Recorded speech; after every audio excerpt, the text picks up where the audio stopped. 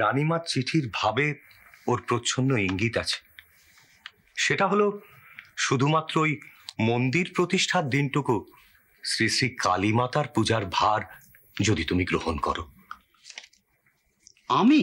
হ্যাঁ হ্যাঁ, তুমি। আর না করো না রামকুমার। রানীমা অনেক আশা নিয়ে বসে আছেন। একে তো সমস্ত ব্রাহ্মণ সমাজ রানীমাকে একঘরে করে রেখেছে। একজন ব্রাহ্মণের অভাবে একটা দেব মন্দির প্রতিষ্ঠা হবে না, এ কথা আদিকাল থেকে কেউ কোনোদিন স্বপ্নে ভেবেছে? আচ্ছা বেশ, আমি আর একবার ভেবে নি। এর আগে তুমি কোনোদিন শূদ্রের দেবালয়ে পূজকের পদ গ্রহণ করনি, কিন্তু অবস্থার গুরুত্ব বিবেচনা করে দিগম্বর মিত্রের বাড়িতে তো পুজো করেছ। তিনিও তো অব্রাহ্মণ। কেন করেছ? মন সায় দিয়েছে তাই তো করেছ। এক্ষেত্রেও তাই। রানী রাসমণি শূদ্রানী হলেও তিনি রানী, সমাজের অধিষ্ঠাত্রী। তার দেবালয়ে পূজা করা সমাজেরই কাজ করা। আপনি কি বলছেন আমি সবই বুঝতে পারছি। হে বড় বিষম সংকট। জানি না রঘুবীর আমাকে আর কি পরীক্ষা নিচ্ছে। যথার্থ সুযোগ্য ব্রাহ্মণের সন্ধান চলছে। পেয়ে গেলে তোমার কাছে এই অনুরোধ রাখতাম না বাবা। একটু ভেবে দেখো রামকুমার, স্বধর্ম স্বজাতিতে রানী রাসমণি যদি আজ পতিত হন, সেটা কি আমাদের পক্ষে গৌরবের হবে? ধর্ম সংকট তৈরি হবে না? এমনিতেই তো সাহেব শুভ আর মুৎসুদ্দিরা রানীকে প্রজাদের কাছে ছোট করার চেষ্টা করে। এতে তো তিনি আরো ছোট হয়ে যাবেন। বাইরে থেকে পক্ষে বিপক্ষে অনেক কিছু বলা চলে, কিন্তু বেড়ালের গলায় ঘন্টা বাঁধবার একটা লোক তো চাই রামকুমার। রানীমা অনেক আশা নিয়ে বসে আছেন। আমি কিন্তু কাল সকালে আবার আসবো। আপনারা শুনলেন উনি কি বলে গেলেন? হ্যাঁ শুনেছি। আমরা এখন দেখার প্রতীক্ষায়। কি দেখবেন? দেবী মূর্তিকে প্রতিষ্ঠা করতে না পেরে ওই বিগ্রহ মূর্তি নিয়ে কি করেন শূদ্রজাতা রানী। এদিকে তুমি চাউর করে বসে আছেন যে স্নান যাত্রার দিন মন্দির প্রতিষ্ঠা হবে। বিরাট শাস্ত্রজ্ঞ তুমি। হুট করে বিধান দিয়ে বসলে। তা তোমার বিধান যদি সঠিকই হবে তাহলে উনি পুরোহিত পাচ্ছেন না কেন? হ্যাঁ, অত সোজা নয় বুঝলে। শাস্ত্রের ব্যাখ্যা তুমি তোমার নিজের ইচ্ছে মতো করতে পারো, কিন্তু প্রচলিত আচার ব্যবহারের বাইরে শাস্ত্রকে টেনে নিয়ে যাওয়া অত সোজা নয়। ঠিক ঠিক। আরে বর্ণাশ্রম কি এমনি এমনি সৃষ্টি হয়েছিল? গীতায় শ্রী ভগবান নিজে বলেছেন, গুণ ও কর্মের বিভাগ অনুসারে আমি বর্ণ চতুর্থয়ের সৃষ্টি করেছি। দেখুন, আপনারা পণ্ডিত, আপনাদের শাস্ত্রের ব্যাখ্যা আমি আর কি বোঝাবো। তোমার ব্যাখ্যা তুমি নিজে বোঝো বাবা, আমাদের আর বুঝে কাজ নেই। শুনুন, রানী রাসমণির পক্ষে বিধান দেবার কালে যে অগ্নিভাস আপনারা আমার ওপর বর্ষণ করেছিলেন তা কিন্তু আজও আমি ভুলিনি।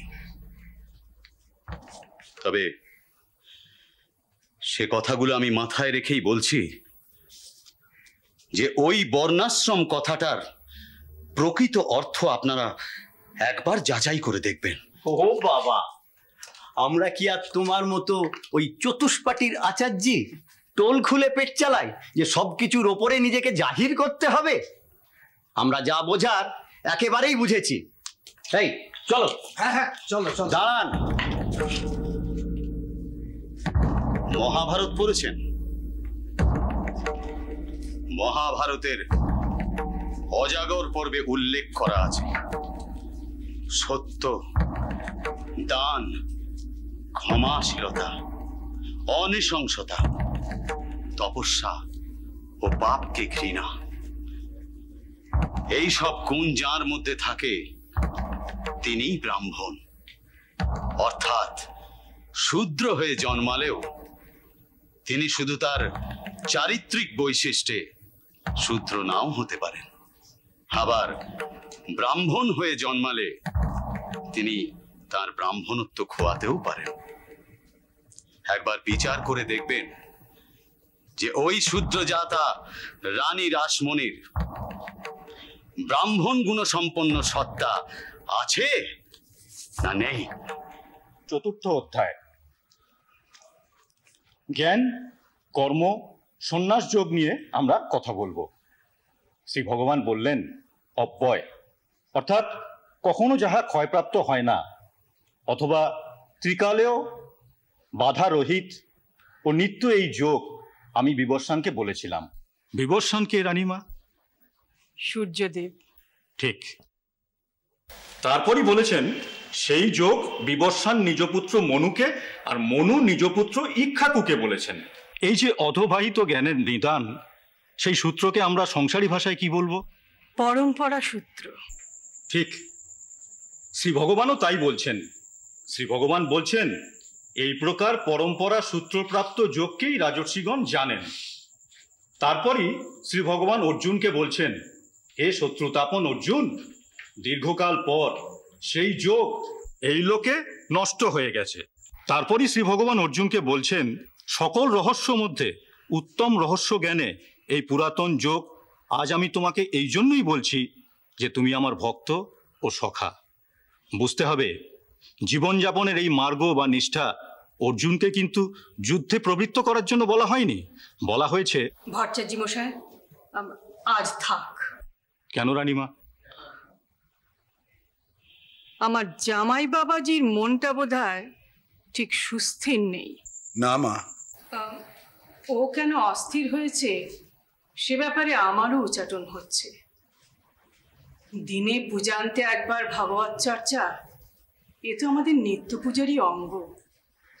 সেটাও যদি নিষ্ঠা সহকারে করতে না পারি, নিজেকে ভারী পাপী বলে মনে হয়। মা জগদম্বা। হ্যাঁ মা। তুমি ভট্টাচার্য মশাইকে ঘোড়ার গাড়িতে তুলে দিয়ে এসো। আর ওই সকালে জমিদারি থেকে যে চাল এসছে তার থেকে এক বস্তা চাল চাকরদের কাউকে বলো গাড়িতে তুলে দিতে। ঠিক আছে মা। আসুন ভট্টাচার্য মশাই। চলো মা,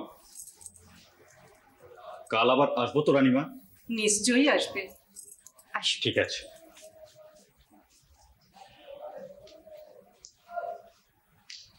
আপনি ঠিকই ধরেছেন মা, আমার মন চঞ্চল ছিল।